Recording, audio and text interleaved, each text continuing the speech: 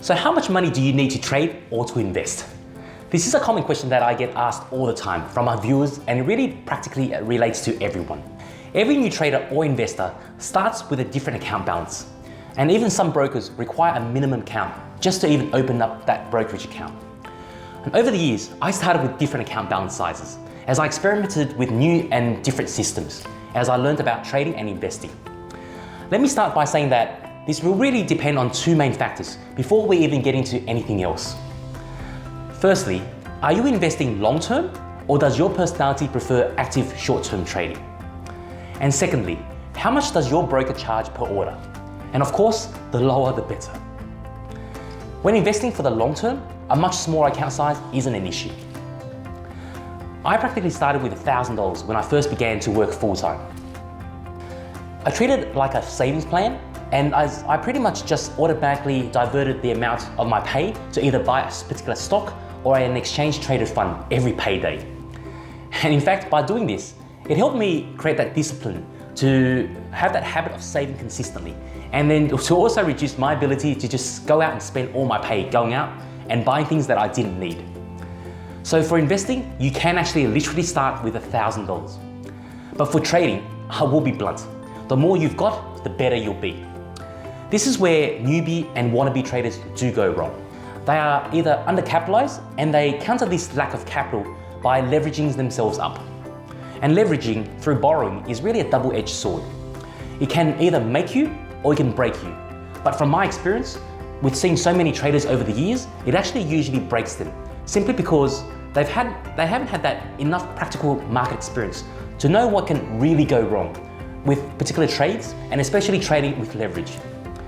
And learning to trade does actually take time, and leverage only heightens that actual risk.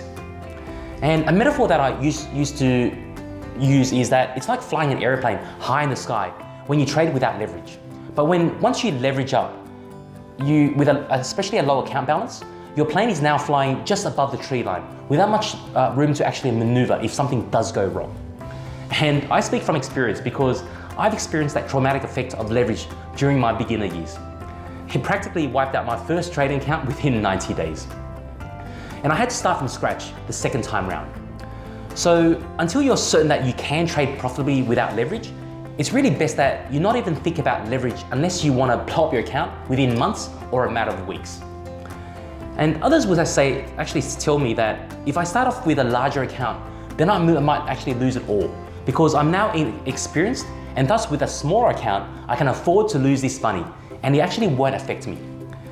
I disagree, because the question is, if I asked you, are you here to actually learn to trade, or are you here to gamble?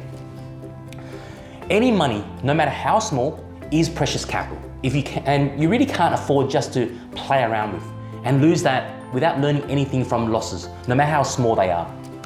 And losing your entire account can have two consequences. Either you continue thinking like the market is a gamble, or you now believe that the market is too hard and you quit, never actually coming back because you blew up the account. And I really think that the second is it's not just common, but a shame. Because if you really want to learn how to trade the right way, it does actually take time. Therefore, for trading, I would never encourage anyone to have and trade with less than $25,000, for example. You are really better off investing slowly through consistent saving until you at least get to that account size. And the more funds that you have, the more flying room that will give yourself on a new trading business venture, and the less risk that you can take through diversification. I really understand how hard it can be to save that $25,000 because I've been there and I know. But I really don't want to give you that newbie false hope about trading can be easy and profitably with such a small account. I want to give every newcomer like yourself a sense of reality. And if it means that if it delays your hope of trading immediately, so be it.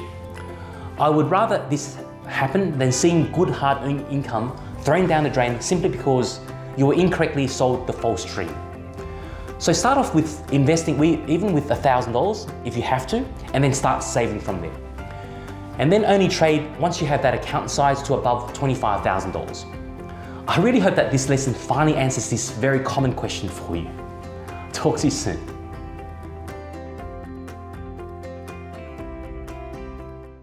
Hey guys, it's Terry. Hope you like this episode. If you did, you can do 2 things right now to continue your journey. Firstly, you can subscribe right here to my channel, which will allow you to receive my videos on a fortnightly basis to help you in your investing and trading journey. And secondly, you can go to my website and get my Fast Start 10-step stock checklist and video lessons for free by simply clicking on the link right here. So if you'd like to do that, just click on any of the buttons that you see here. I really look forward to seeing you on the next video and showing you even more tips and tricks to achieving consistent investing and trading results.